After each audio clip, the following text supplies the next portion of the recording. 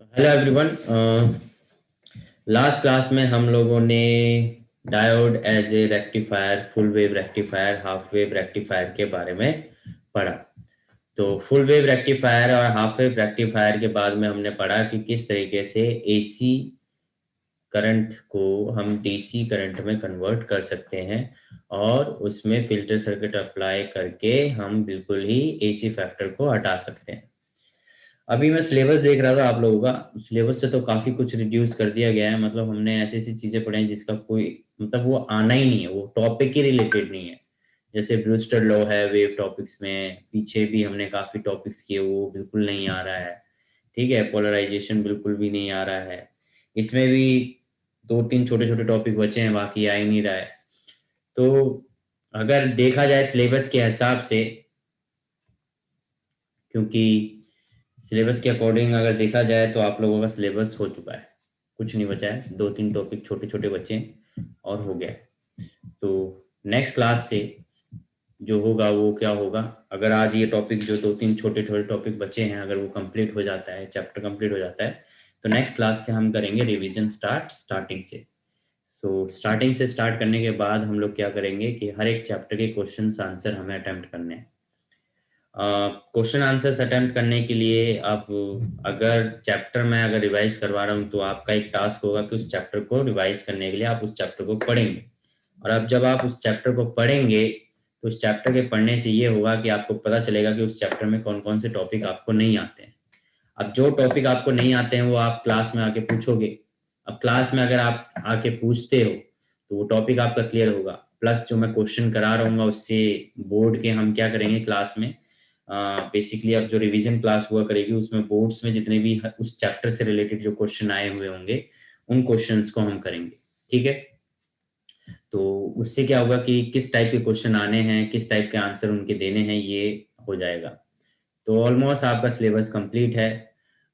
ऐसा कोई टॉपिक है नहीं कि जो हमने किया नहीं है। और क्योंकि एजुकेशन मिनिस्टर ने कल कल ही थी ना, कल ही मीटिंग थी, तो उसमें लाइव कॉन्फ्रेंस में अनाउंस कर दिया है कि आपका 30% हटके ही सिलेबस आएगा। ठीक है, और ये भी कहा गया है कि ज़्यादा ऑब्जेक्टिव टाइप होगा अब, यानी कि आपको ऑप्शन वाले क्वेश्चन ज़्यादा मिलेंगे, तो नंबर ज़्यादा आने के चांसेस हैं। तो अब ये देखिए कि अब नंबर ज़्यादा आने चांसेस हैं तो कंपटीशन भी ज़्यादा हो गया। इसका मतलब हर एक बच्चा इजीली मार्क्स लेके आ सकता है, तो कॉलेज में एडमिशन के लिए दौड़ ज़्यादा अच्छी होगी, कंपटीशन अच्छा होगा। तो इसलिए अपने स्कोर को अच्छे से बढ़ाएं, प्रिपरेशन अच्छे से करें। ठीक है, और क्योंकि अब ऑब्जेक्टिव टाइप है तो क्वेश्चन कहीं से भी छोटे से पूछा जाएगा, तो आपको क्योंकि टॉपिक सब कम है, क्योंकि सिलेबस कम हो गया है, तो आपको उस टॉपिक को आप डीपली पढ़ो। जो सिलेबस में है उसके अकॉर्डिंग उस टॉपिक को जो हमने पढ़ लिया एक्स्ट्रा वो अपने नॉलेज के लिए पढ़ लिया, पर जो आप सिलेबस में है उस सिलेबस के अकॉर्डिंग उन टॉपिक्स को अच्छे डीपली पढ़ो। उस टॉपिक से जितने रिलेटेड क्वेश्चन उठा सकते हो उठा के करो। ठीक है, क्योंकि मैं देख रहा था 13 चैप्टर, 13, 12 और डुअल नेचर, एटम, न्यूक्लियाई से आधा चैप्टर खत्म कर रखा है, मतलब कुछ है ही नहीं। ठीक है, तो आपको पढ़ने में इतनी मुश्किल होनी नहीं चाहिए। अगर रिलेटेबल सिलेबस के अकॉर्डिंग टॉपिक अगर हम देखें तो वही चीज़ है। मतलब हार्ड हार्ड टॉपिक आपके हटा दिए गए हैं, जो सिंपल सिंपल टॉपिक हैं जो इजीली समझ में आ सकते हैं उन टॉपिक्स को रखा गया है। तो स्कोर करना इतना मुश्किल नहीं है, जस्ट आपको ये ध्यान रखना है कि आंसर्स को रिप्रेजेंट करने का तरीका, answer sheet neat and clear होनी चाहिए। जो मेथड है, जो पैटर्न है, उसी तरीके से फॉलो करते हुए आंसर शीट लिखें, तो आंसर्स अच्छे तो मार्क्स अच्छे स्कोर कर पाओगे। तो अभी हम बात कर रहे थे चैप्टर की। चैप्टर में हमने लास्ट क्लास में, वापस आ जाते हैं चैप्टर 14 पे जो खत्म होने की कगार पे है अकॉर्डिंग टू सिलेबस। तो हमने डायोड एज ए रेक्टिफायर कर लिया था। अभी आप टॉपिक लिखें special purpose PN junction diode. Special purpose PN junction diode. Sir जो आपने पीडीएफ भेजी थी वो चैप्टर 2 की, उसमें सारे वैल्यू बेस्ड क्वेश्चन है ना? चैप्टर 2 की जो पीडीएफ भेजी है मैंने वो वैल्यू बेस्ड नहीं है, वो कॉन्सेप्चुअल है। वैल्यू बेस्ड क्वेश्चन में क्या होता है, वैल्यू बेस्ड कौन से, मतलब असर्शन रीजनिंग वाले। Yes sir. Assertion reasoning question अलग होते हैं, वैल्यू बेस्ड क्वेश्चन अलग होते हैं। ठीक है, वैल्यू बेस्ड क्वेश्चन पहले आया करते थे, वो क्वेश्चन अलग होते थे, उसमें आपको एक सिचुएशन दे दी जाती थी, फिर उस सिचुएशन के अकॉर्डिंग आपको आंसर अपने दिए देने होते थे, और फिर उनकी वैल्यूज बतानी होती थी कि बताओ ये राम है, राम क्या क्या वैल्यूज कैरी करता है, केयरनेस है, इंफॉर्मेटिव है, ये सब बताने होते थे। तो वैल्यू बेस्ड क्वेश्चन अलग होता है। वैल्यू बेस्ड क्वेश्चन में एक पैराग्राफ दे दिया जाता है। असर्शन रीजनिंग में क्या होता है कि देखो, असर्शन रीजनिंग में अभी मेरे को एक एग्जांपल क्वेश्चन है नहीं, मैं अभी सिलेबस बस खत्म ही हो गया है तो हम उस पर भी बात करेंगे। असर्शन रीजनिंग में आपको दो स्टेटमेंट दी जाएगी, एक असर्शन होगी, एक रीजनिंग होगी। ठीक है, असर्शन मतलब समझ लो कि एक स्टेटमेंट है, और उस स्टेटमेंट के एक नीचे को स्टेटमेंट दी जाएगी जो कि रीजनिंग है। अगर वो स्टेटमेंट सही है तो दो ऑप्शन उसके अकॉर्डिंग बनेगा। ठीक है, तो उन क्वेश्चंस को हम करेंगे। तो वहां दो स्टेटमेंट दी जाती है यहाँ पे इस क्वेश्चनों में, सर्शन और रीजनिंग में। तो वो स्टेटमेंट आपको देखने होते हैं कि वो स्टेटमेंट्स और रीजनिंग जो दे रखी है वो सही दे रखी है या नहीं दे रखी है। ठीक है, तो वो अलग टाइप के क्वेश्चन हो जाते हैं, उनको अभी देखेंगे। मैं बुक लेके आता हूँ, बुक नहीं मेरे को लानी पड़ेगी, नई बुक लेके मैं आता हूँ, फिर उसके बेस पर हम उस क्वेश्चन को करते हैं। ठीक है सर एक बार ग्रुप पे भेज रहा हूँ, वो वाले बता दो।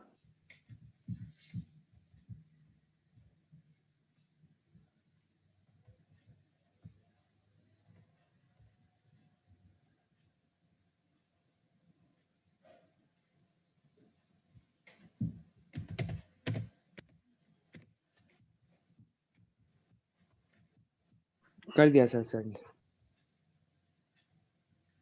जैसे इसमें क्या दे रखा है कि both A and R are true, जैसे स्टेटमेंट है। अब ये जो A B C D option है, ये A B C D option जो है वे फिक्स है। ठीक है, both A and R true and R is the correct explanation of A. अब आपने क्वेश्चन में पूछा है कि ये असर्शन है, ये रीजनिंग है, ये दो स्टेटमेंट दे दी। ठीक है, अब ये स्टेटमेंट में क्या है कि असर्शन मतलब एक स्टेटमेंट होगी, और ये इसके नीचे जो रीजनिंग है वो इसका रीजनिंग हो सकता है। तो अभी इसमें केस क्या बन सकते हैं? केस ये बन सकता है कि ए ट्रू है, ठीक है, और आर भी ट्रू है। ठीक है, आर भी ट्रू है, ट्रू है। ए ट्रू है बट आर ट्रू नहीं है। ठीक है, और दूसरा केस हो सकता है कि आर, ये फॉल्स है, ए फॉल्स है और आर ट्रू है। ठीक है, ये केसेस बन सकते हैं। अब इन केसेस में भी आपको ये ध्यान देना है कि जैसे अगर मान लो ए ट्रू है, आर ट्रू है, बट क्या आर इसका रीजनिंग है? तो ये चीज, तो इसमें आपके ए स्टेटमेंट दे रखे हैं। देखो स्टेटमेंट क्या दे रखा है, ए दे रखा है both A and R true and R is explanation of A. पहला ऑप्शन ये है, यानी कि ये वाली बात। ठीक है, फिर बोल रहा है both A and R true but R is not a correct explanation. अब देखो इसी में ये जो मैंने पहला ऑप्शन बनाया था, इसी में पहला क्या है कि ए भी ट्रू है, आर भी ट्रू है, बट जो आर है यानी रीजनिंग है वो ए की रीजनिंग नहीं है, वो किसी और की रीजनिंग है। ठीक है, आर जो है यस सर। वो ए की रीजनिंग नहीं है, वो किसी और की रीजनिंग है।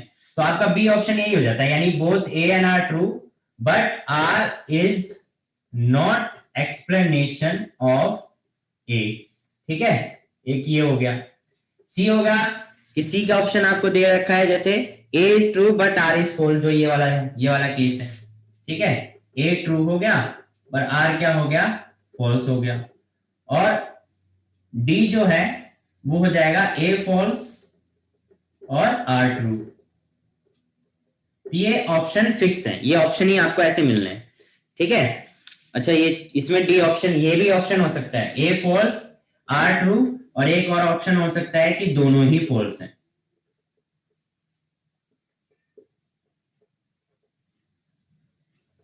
ठीक है, सर बट दोनों कैसे ट्रू होगा अगर रीजन ही बेस नहीं करता असर्शन पे? हाँ, तो तब ये जरूरी नहीं है ना, यही तो इसमें करने का तरीका है कि ट्रू हो सकता है पर ये जरूरी नहीं है कि वो एक दूसरे के लिए हो। जैसे कि इन क्वेश्चन को करने का तरीका क्या है, इन क्वेश्चन को करने का तरीका ये है कि आप जब असर्शन पढ़ रहे हो तो असर्शन पढ़ते समय रीजनिंग को भूल जाओ।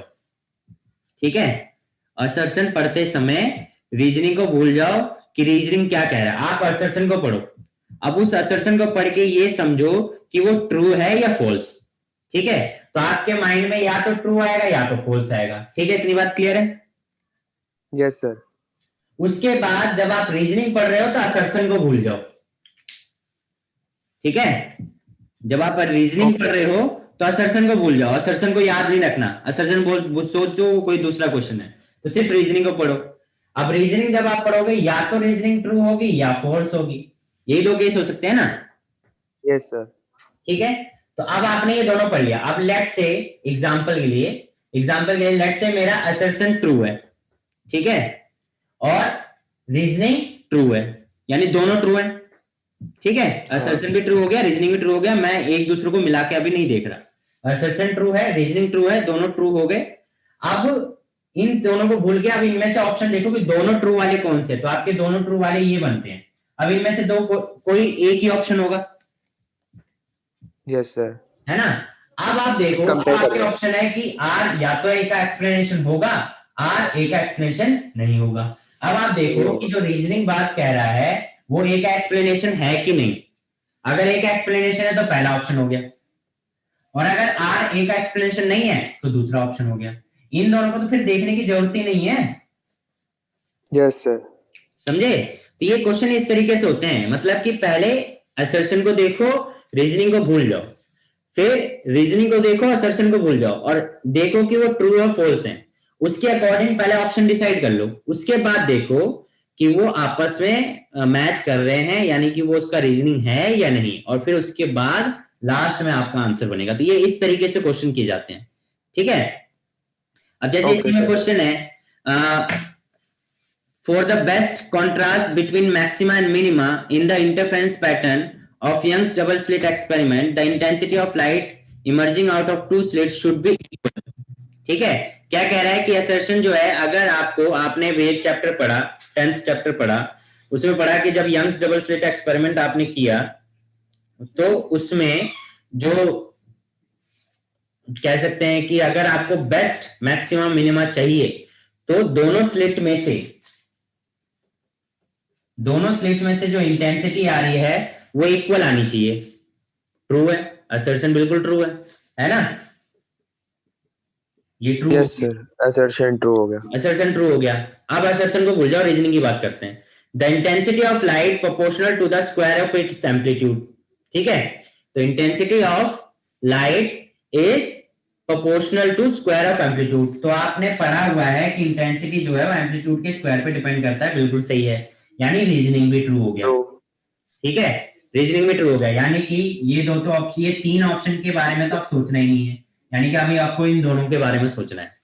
अब देखो, अब मैं देखूंगा, इन दोनों को मिला के देखूंगा कि जो इंटेंसिटी ऑफ, ये जो रीजनिंग दे रखी है कि intensity of light is proportional to square of its amplitude, क्या ये इसके लिए एक्सप्लेनेशन है? नहीं, मेरे को तो कहीं रिलेटेबल नहीं लग रहा।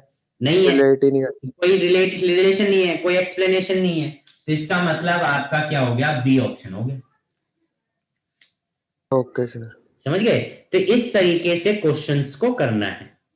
तो यहाँ पे यही तरीका है असर्शन और रीजनिंग के लिए कि पहले सिर्फ असर्शन पढ़ो और उसके बारे में कंक्लूजन निकालो कि वो ट्रू है या फॉल्स है। फिर रीजनिंग पढ़ो, असर्शन को भूल जाओ, फिर उसके बारे में कंक्लूजन निकालो कि ट्रू है या फॉल्स है। और ये कंक्लूजन निकालने के बाद अपने ऑप्शन चूज कर लो। अभी आंसर नहीं देना, अभी ऑप्शन चूज कर लो। ठीक है, बाकी एलिमिनेट कर दो, तो बचेंगे दो ऑप्शन, 2 या 3 ऑप्शन बचेंगे। ठीक है, अब अगर फिर उसके बाद देखो कि वो आपस में, ये वाला जो ऑप्शन है कि आपस में रिलेट करने वाली बात जो है कि रीजनिंग असर्शन की रीजनिंग है या नहीं, ये एक ही केस में हो सकती है जब दोनों ही ट्रू है। ठीक है, अगर किसी में से एक भी फॉल्स आ गया तो फिर ये दोनों ऑप्शन तो हो ही नहीं सकते, पहले ए हो ही नहीं सकते। लेट्स से कि जैसे मैंने पहले असर्शन पढ़ लिया, वो ट्रू है, पर रीजनिंग पढ़ लिया, फॉल्स आ गया, तो फिर तो ये दोनों ऑप्शन हो ही नहीं सकते। अब इनमें से देखो कौन सा होगा? ट्रू, फॉल्स, सी ऑप्शन, है ना। Yes sir. हाँ, तो इस तरीके से देखना है। रीजनिंग देखना है कि एक्सप्लेनेशन है या नहीं, ये सिर्फ एक ही कंडीशन हो सकता है जब दोनों ट्रू हो। अगर दोनों में से कोई भी एक फॉल्स हो गया तो ऐसे कंडीशन में आपके बाकी ऑप्शंस होंगे, कोई एक ट्रू होगा, एक फॉल्स होगा, वो देख के सेलेक्ट कर देना है। तो यहाँ पे ये तरीका है असर्शन और रीजनिंग को करने का। ठीक है, और ये टाइप के क्वेश्चन करने के लिए जो मतलब आपको जो ज्यादा ध्यान देना है वो ये ध्यान देना है कि अगर आपको असर्शन रीजनिंग अच्छे से करने हैं, क्योंकि ये बिल्कुल यूं समझ लो स्कोरिंग क्वेश्चन है, मतलब इसमें तो मार्क्स कटने नहीं चाहिए आपके। तो इसके लिए आपको जो सिलेबस आपका दिया हुआ है, रिवाइज सिलेबस, देखो जो डिलीट आप लोगों के पास ना, मोस्टली बच्चों के पास मैंने देखा है कि वो वाला सिलेबस है डिलीटेड सिलेबस, डिलीटेड करके लिखा हुआ है, ठीक है। तो उसको छोड़ दो, गूगल पे जाके रिवाइज सिलेबस डाउनलोड करो, ठीक है। रिवाइज सिलेबस में क्या होगा कि जो है सिर्फ वो उसमें लिखा हुआ है, डिलीटेड वाला हटा हटा के वो सिलेबस बनाया गया है, ठीक है। तो ऐसे कंफ्यूज होने के चांसेस कम होंगे। तो जो रिवाइज सिलेबस का भी सीबीएसई ने दोबारा अपलोड किया था रिवाइज सिलेबस करके, वो वाली पीडीएफ डाउनलोड करो, उस वाले सिलेबस की पीडीएफ को देखो और उसके अकॉर्डिंग प्रिपरेशन शुरू कर दो, ठीक है। Yes sir. क्लियर है रचित, असर्शन और रीजनिंग वाले क्वेश्चन कैसे करने हैं? यस सर, आ गया समझ। ये इस तरीके से ही करने होते हैं और इसमें कुछ अलग नहीं है। ओके, तो हम बात कर रहे थे स्पेशल पर्पस डायोड की। आज हमें स्पेशल पर्पस डायोड करना है, तो टॉपिक डालिए special purpose PN junction diode.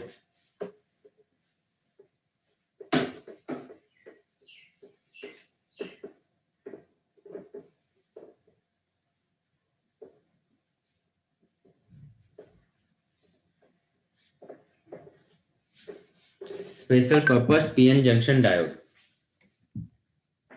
तो इसमें लिखिए पहला लिखिए जिनर डायोड, पहला लिखिए स्पेशल पर्पस डायोड में पहला लिखिए जिनर डायोड, सेकंड लिखिए फोटो डायोड, थर्ड लिखिए एलईडी। एलईडी होता है लाइट एमिटिंग डायोड, ठीक है, लाइट एमिटिंग डायोड। जो आपके घरों में एलईडी लिखा लगा होता है उसी को हम एलईडी कहते हैं, ठीक है। अब देखो जो सिलेबस है, नया सिलेबस के अकॉर्डिंग अगर हम देखें तो जो जीनर डायोड है वो जीनर डायोड क्या हो चुका है, हट चुका है, ठीक है। जीनर डायोड जो है वो क्या हो चुका है, हट चुका है। तो इसलिए देखो अब यहाँ पे सिलेबस में, और जीनर डायोड बहुत इंपॉर्टेंट टॉपिक होता था, अगर ये सिलेबस में होता तो इंपॉर्टेंट टॉपिक है जीनर डायोड, ठीक है। तो इसी तरीके से सिलेबस में काफी कुछ हटा दिया गया है। लाइट एमिटिंग डायोड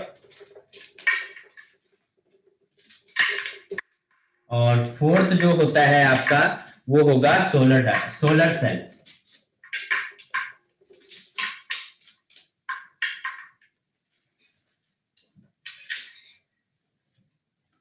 फोर्थ क्या होगा, सोलर सेल, ठीक है। तो जीनर डायोड जो है वो अभी सिलेबस के अकॉर्डिंग नहीं आ रहा है, ये तीन आ रहे हैं, इसमें भी सिर्फ क्वालिटेटिव यानी क्वालिटेटिवली नॉलेज पूछा गया है, क्वांटिटेटिवली नहीं पूछा गया है। तो ठीक है, इसके बारे में बात करते हैं।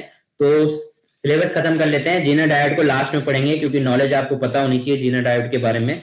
तो जीनर डायोड को बाद में पढ़ लेंगे, बाकी चीजों को पहले पढ़ लेते हैं। जैसे पहला लिखो फोटो डायोड, तो फोटो डायोड लिखेंगे पहले।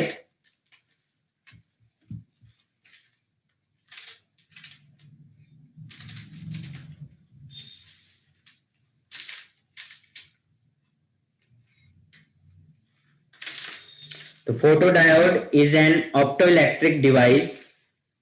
Photodiode is an optoelectric device in which current carriers are generated by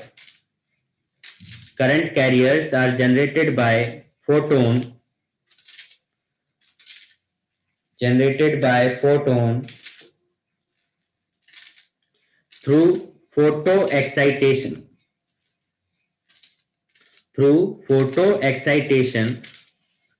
It means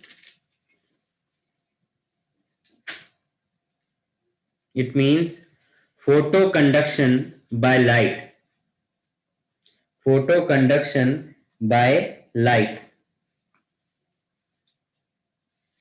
It operates in reverse bias. It operates in reverse bias. ठीक है, तो फोटो डायोड क्या है? फोटो डायोड एक तरीके का मतलब पीएन जंक्शन डायोड है। बस ये है कि यहाँ पे फोटो का मतलब क्या होता है? फोटोन हमने पढ़ा चैप्टर में। तो फोटोन मतलब लाइट, जब लाइट इसके ऊपर गिरती है एक सुटेबल एनर्जी की h न्यू की, तो इसमें क्या होता है कि इलेक्ट्रॉन्स जो हैं वो एमिट करने लगते हैं और एक्सटर्नल सर्किट में क्या हो जाता है? करंट फ्लो करने लगता है। ठीक है, क्या करने लगता है? करंट फ्लो करने लगता है। तो इसको हम बोलते हैं फोटो डायोड। और ये किस में काम करता है? ये रिवर्स बायस में काम करता है। रिवर्स बायस के लिए ग्राफ बना लो इसका। रिवर्स बायस के लिए जो काम करेगा वो इस तरीके से इसका ग्राफ बनेगा। तो अलग अलग इंटेंसिटी के लिए अलग अलग कर्व शो होंगे। ठीक है, जहां पे I4 is greater than I3 is greater than I2 is greater than I1। ठीक है, photo diode.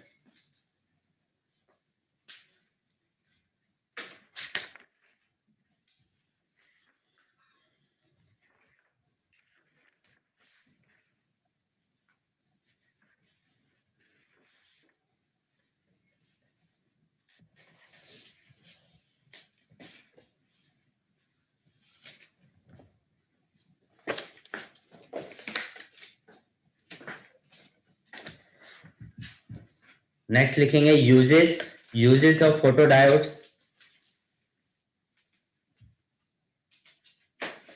Uses of photo diodes in detection of optical signals, in detection of optical signals, in detection of optical signals,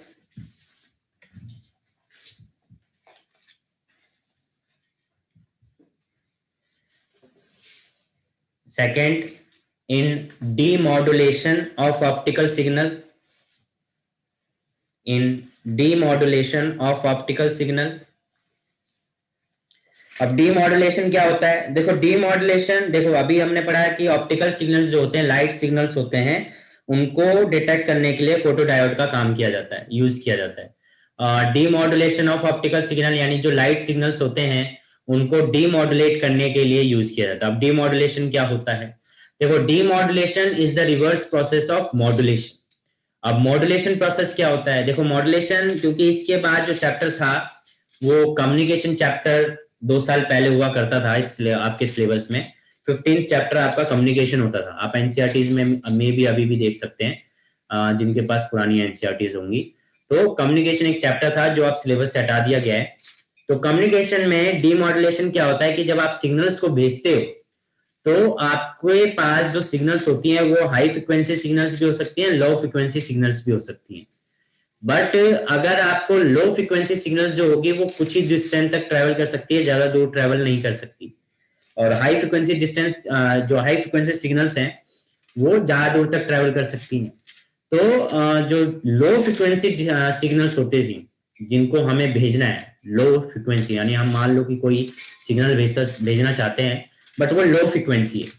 तो अगर low frequency signal होता है तो अगर आप उसको लॉन्ग डिस्टेंस के लिए भेजना चाहते हो, मतलब बहुत दूर भेजना है, तो और वो लॉन्ग डिस्टेंस ट्रेवल कर नहीं सकती, तो ऐसे में आप क्या करते थे? उसका सुपरपोजिशन करते थे। सुपरपोजिशन में क्या होता था कि एक लॉन्ग यानी कि हाई फ्रिक्वेंसी सिग्नल के साथ लो फ्रिक्वेंसी सिग्नल जो हमारा मैसेज सिग्नल यानी जिसे हम भेजना चाहते थे उसको सुपर इम्पोज कर देते थे, मतलब बैठा देना। ठीक है, जैसे पापा की गोद में बच्चा ऐसे पीठ पे जैसे बैठ जाता है इस तरीके से। ठीक है, विक्रम में बेताल की तरह। तो हाई फ्रिक्वेंसी सिग्नल्स के ऊपर जब लो फ्रिक्वेंसी सिग्नल जिसे हमें दूर डिस्टेंस लॉन्ग डिस्टेंस के लिए भेजना है तो हम उसका सुपर इम्पोज कर देते थे, यानी कि उसके ऊपर बैठा देते थे। इस प्रोसेस को हम मॉड्यूलेशन कहते थे। ठीक है, कि मॉड्यूलेट कर दिया और फिर सिग्नल को भेज रहे। ठीक है, और जब ये सिग्नल जहां हमें भेजनी होती थी वहां पे जब पहुंच जाती थी तो वहां पे पहुंचने के बाद फिर इन सिग्नल्स को अलग किया जाता था, यानी कि हाई फ्रिक्वेंसी सिग्नल से लो फ्रिक्वेंसी सिग्नल को अलग किया जाता था। तो जब ये जो प्रोसेस होता है इसको बोलते थे demodulation.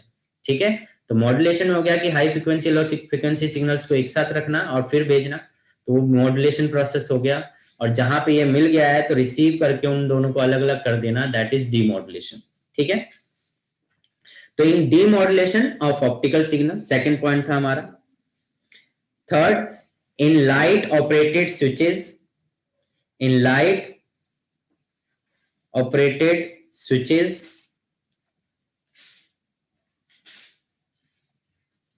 in light operated switches। ठीक है, ओके। तो फोटो डायोड, फोटो डायोड क्या बट होता है? अगर हाँ जी, बट अगर हाई हाई फ्रिक्वेंसी वेव में भेजना है शॉर्ट फ्रिक्वेंसी को, तो हाई से ही नहीं भेज सकते? तो हाई फ्रिक्वेंसी जो है वो मैसेज सिग्नल नहीं है ना आपका, हमारी मैसेज सिग्नल ही लो फ्रीक्वेंसी है। जो सिग्नल हम भेजना चाह रहे हैं वो है ही लो फ्रीक्वेंसी, हाई फ्रीक्वेंसी बनी ही नहीं। ठीक है, वो बनी नहीं पा रही है हाई फ्रीक्वेंसी, आप उसको मॉडुलेट करके ही बना सकते हो। ठीक है, जो भी मैसेज ओके सिग्नल है वो है ही लो फ्रीक्वेंसी, वो बनी लो फ्रीक्वेंसी है। ठीक है, तो फिर उसको आप जब नहीं बन सकती तो हम उसे हाई पे करके फिर मॉडुलेट करके भेज रहे हैं। Okay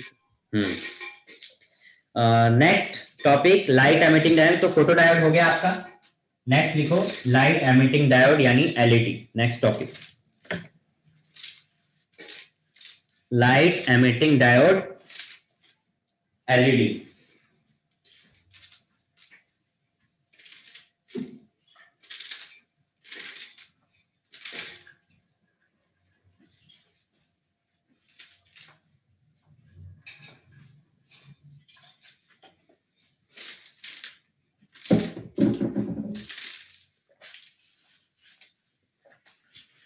done.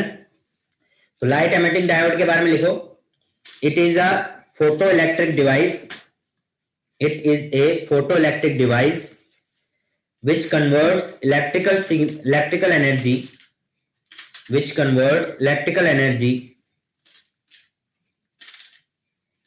into light energy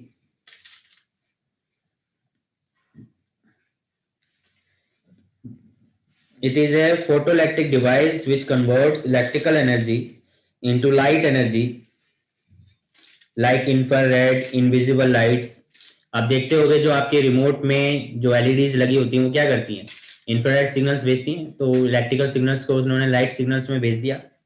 ठीक है, तो like infrared and visible lights. तो और नीचे लिख लो it works as forward bias, it works in forward bias, it works in forward bias, forward bias में काम करती है। ठीक है, तो फोटो डायोड में क्या हो रहा था कि इसके ऊपर लाइट पड़ रही थी तो ये इलेक्ट्रिकल एनर्जी यानी कि करंट फ्लो करवा रहा था, इसका रिवर्स जब हो जाएगा, ठीक है, तो इसमें से क्या होगा, लाइट निकलेंगी। ठीक है, फ्रीक्वेंसीज निकलेंगी, तो इसको हम क्या कहते हैं, लाइट एमिटिंग डायोड यानी कि पीएन जंक्शन डायोड। ठीक है, तो इस तरीके से होता है। दूसरा इसका सिंबल तो यही है, एक और सिंबल होता है प्लस माइनस का, आप इसमें कर सकते हो।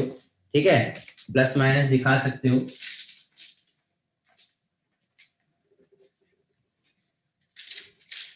और दूसरा एक सिंबल इसका जो होता है वो सिंपल अगर आप दिखाओगे, ऐसे भी दिखा सकते हो, ये इस तरीके से। ठीक है, तो ये भी एक सिंबल है रिप्रेजेंट करने का।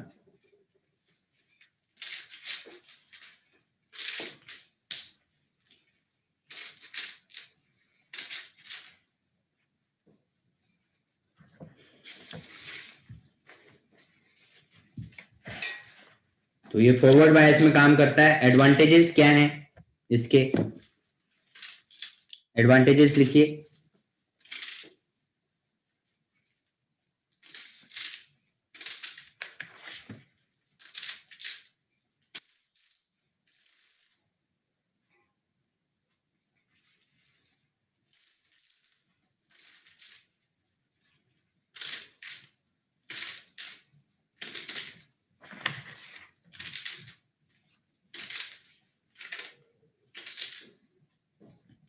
तो एडवांटेज लिखिए, low operational voltage and less power consumption, low operational voltage and less power consumption,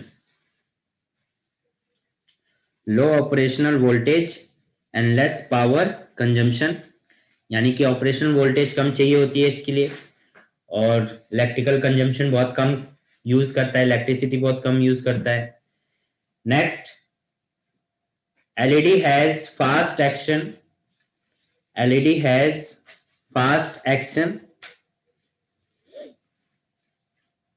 LED has fast action and no warm up time required. LED has fast action and no warm up time required.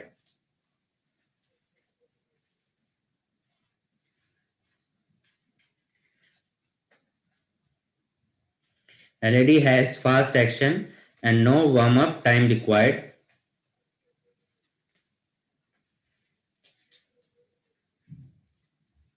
Next, यानी कि जो LED है उसका जो action है वो बहुत जल्दी वर्क स्टार्ट करना शुरू कर देता है, उसके लिए कोई वार्म अप का टाइम नहीं चाहिए होता था। पहले देखो जो बल्ब होते थे उनको गर्म होने में यानी जलने में टाइम लगता था, एलईडी बहुत जल्दी काम करते हैं।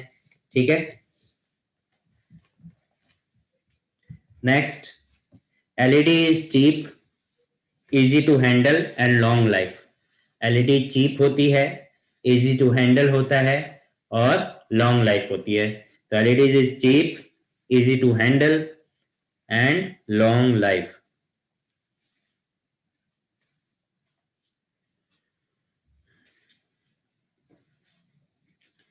नेक्स्ट लिखिए यूजेस, यूजेस क्या है?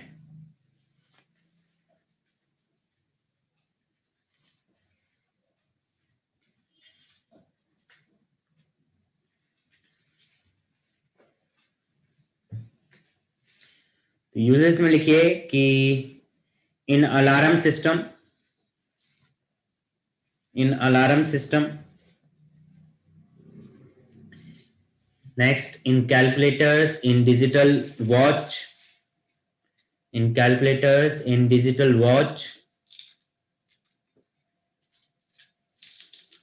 नेक्स्ट लिख सकते हो in optical communication, in optical communication.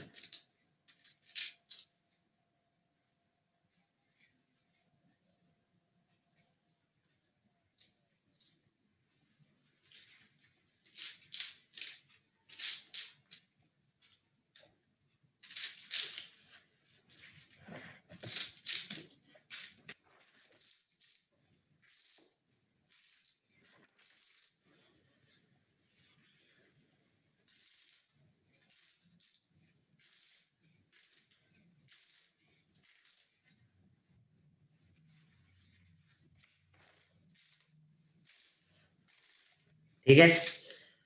और लास्ट लिख लीजिए सोलर सेल। फिर जनरल डायोड पे भी बात करते हैं। Solar cell,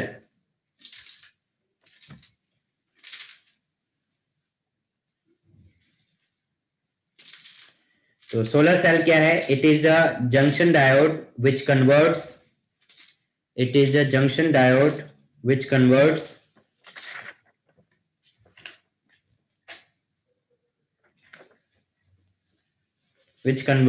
solar energy into electricity, solar energy into electricity based on photoelectric effect, based on photoelectric effect।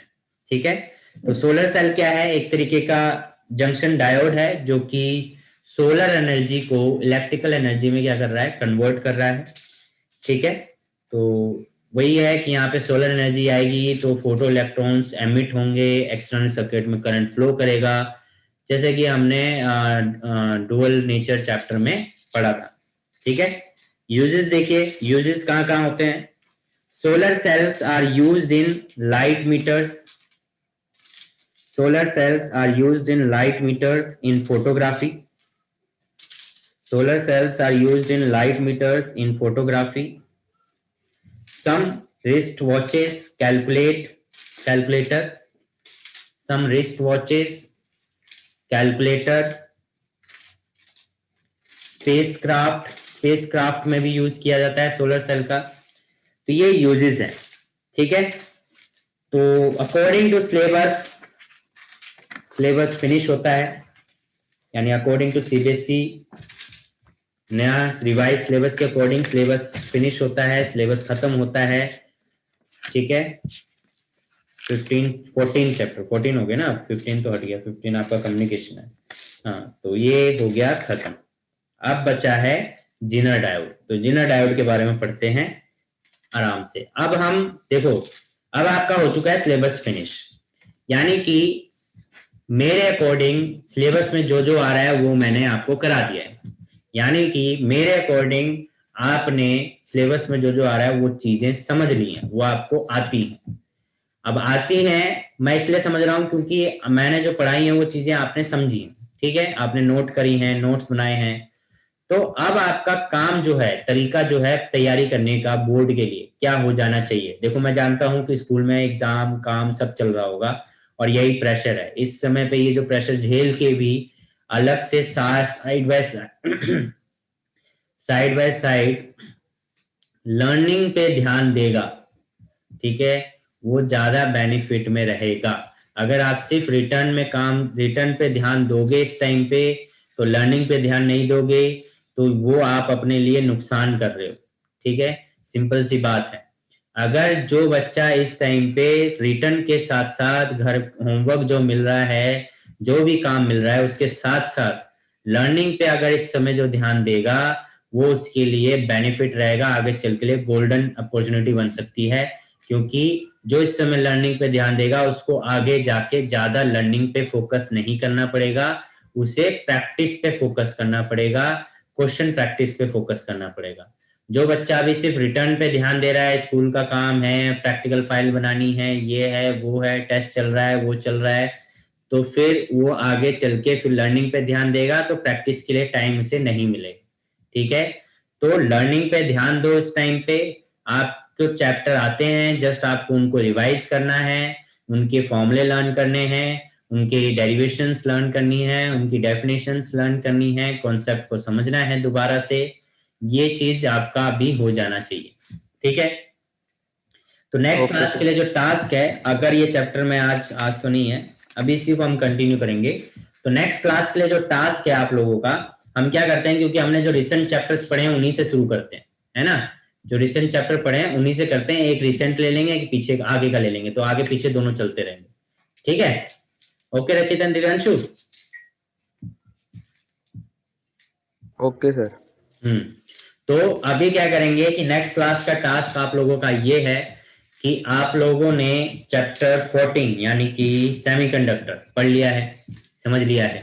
तो आप लोगों का टास्क है, इसके मैं पीडीएफ भेजूंगा एक अभी, वो कॉन्सेप्चुअल क्वेश्चंस के, उसको अच्छे से समझ लेंगे, पढ़ लेंगे। उसमें जो सिलेबस में, अब देखो उसमें जो है, वो जो पीडीएफ मैं अभी भेजूंगा आज या कल में, उसमें जो क्वेश्चंस होंगे वो लास्ट ईयर सिलेबस के अकॉर्डिंग हो सकते हैं, टॉपिक अनरिलेटेबल हो सकते हैं जो अभी सिलेबस में नहीं आ रहे। तो उन क्वेश्चंस को छोड़ के पढ़ना चाहो तो पढ़ सकते हो, कोई दिक्कत नहीं है, पर सीबीएसई के अकॉर्डिंग जो क्वेश्चंस हैं उन पे ज्यादा ध्यान देना है आपको, तो उनको आप ध्यान से पढ़ लेंगे। और उनमें किसी कोई भी डाउट आता है तो वो नेक्स्ट क्लास में आप लोग पूछोगे, ठीक है।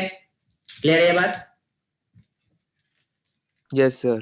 तो जो मैं पीडीएफ भेजूंगा उसको आप उसके थ्रू उन क्वेश्चंस के थ्रू जाएंगे, उन एक एक क्वेश्चन को आप समझेंगे, पढ़ेंगे, किस क्वेश्चन का किस तरीके से आंसर दे रखा है, और उसमें अगर किसी को कोई डाउट आता है तो वो पूछिए नेक्स्ट क्लास में आके, ठीक है। दूसरी बात मैं ये कहना चाहता हूं कि यहाँ पे सोनिया, मोहित, निशु, मेघा,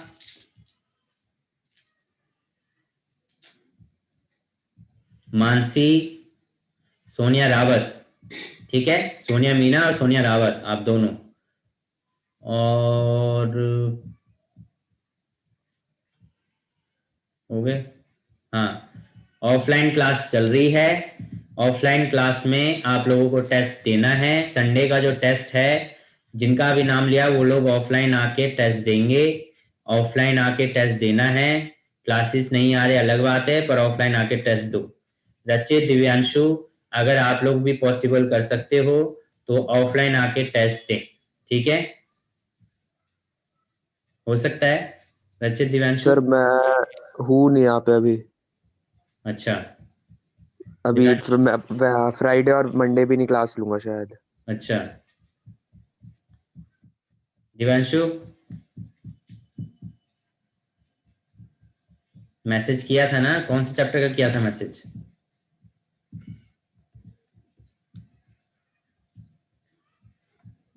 मैंने मैसेज किया था चैप्टर 7 का। चैप्टर 7 का टेस्ट है, ठीक है? तो अगर कोशिश करें ऑफलाइन आके टेस्ट दें, ऑफलाइन क्लास भी अटेंड करें। आप लोग रिकॉर्डेड क्लासिंग देख रहे हो, रिकॉर्डिंग क्लासेस देख रहे हो। आप लोग ऑफलाइन आके, आप लोगों को नेटवर्क की इशू हो रही है, नेटवर्क का प्रॉब्लम हो रहा है, आप लोग आके ऑफलाइन क्लास अटेंड करें। ऑफलाइन क्लास 7:15 से 8:15 हो रही है टीटीएस में, ठीक है? जिन जिन के नाम लिए हैं उनकी बात, जिन जिन के नाम लिए हैं वो लोग 7:15 से 8:15 के बीच में टीटीएस में क्लासेस लें। मुझे पता चल रहा है वो लोग वैसे तो घूम रहे हैं बट क्लास के नाम पे नहीं आ रहे हैं, ठीक है? तो क्लासेस जाके ऑफलाइन क्लास अटेंड करो, ठीक है? रही बात टेस्ट की, तो टेस्ट भी कोशिश करें कि ऑफलाइन आके दें। बाकी बच्चे आ रहे हैं ऑफलाइन क्लास के लिए, आप लोग भी आए। नेक्स्ट, जीनो डायोड। तो जीनो डायोड पढ़ लेते हैं क्या है, आज टॉपिक डाल लेते हैं, वर्किंग नेक्स्ट क्लास में पढ़ लेंगे। तो टॉपिक है जीनो डायोड। अब ये हम थोड़ा एक्स्ट्रा पढ़ रहे हैं, जो सिलेबस में नहीं है हम उसको पढ़ रहे हैं, जो लास्ट ईयर सिलेबस में था उसको हम पढ़ रहे हैं अभी, ठीक है? तो जीनो डायोड, जीनो डायोड क्या है? मैंने बोला कि जीनो डायोड आपके सिलेबस में नहीं है बट पढ़ लेते हैं, समझने में क्या जाता है, एक्स्ट्रा नॉलेज मिल जाएगी, कुछ खराब नहीं है। तो जिनर डायोड, ठीक है? तो जिनर डायोड क्या है इसके बारे में लिखिए।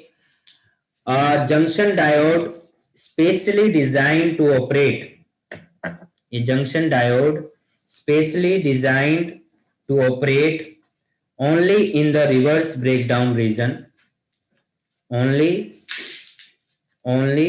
in the reverse breakdown region, continuously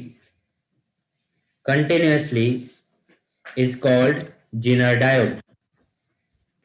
A junction diode specially designed to operate only in the reverse breakdown region continuously is called Zener diode, ठीक है? तो Zener diode, तो यानी कि Zener diode एक स्पेशली डिजाइंड जंक्शन डायोड है जो कि रिवर्स ब्रेकडाउन वोल्टेज में काम करने के लिए बनाया गया है। जैसे कि घरों में जो स्टेबलाइजर होते हैं, वोल्टेज रेगुलेटर रहते हैं, वोल्टेज को रेगुलेट करना। जैसे घरों में लाइट कभी डिम डिम आ जाती है तो स्टेबलाइजर क्या करता है, उसकी वोल्टेज को बढ़ा देता है और करंट को वावर स्टेबलाइज कर देता है। तो जैसे एसी में स्टेबलाइजर लगता है तो वहां क्या यूज हो रहे हैं, Zener डायोड यूज हो रहे हैं। स्टेबलाइजर यानी कि वोल्टेज रेगुलेटर, यानी वोल्टेज को रेगुलेट करने वाला, ठीक है? अगर करंट कम आ गया, वोल्टेज को रेगुलेट करके करंट वापस उसी लेवल पे ले आता है। तो यहाँ पे क्या यूज होता है, Zener डायोड का यूज होता है, ठीक है? इसलिए हम इसे स्पेशली पर्पस Zener डायोड कहते हैं और इसका सिंबल जो होता है वो इस तरीके से होता है, ठीक है? इसको हम बोलते हैं Zener डायोड, ये आपका Zener डायोड, ठीक है? तो इसको ड्रॉ कर लें और नीचे लिख लें it works in reverse biasing, it works in reverse biasing, it works in reverse biasing, it works in reverse biasing, ठीक है? दिव्यांशु एनी डाउट्स, ये ड्रॉ कर लो।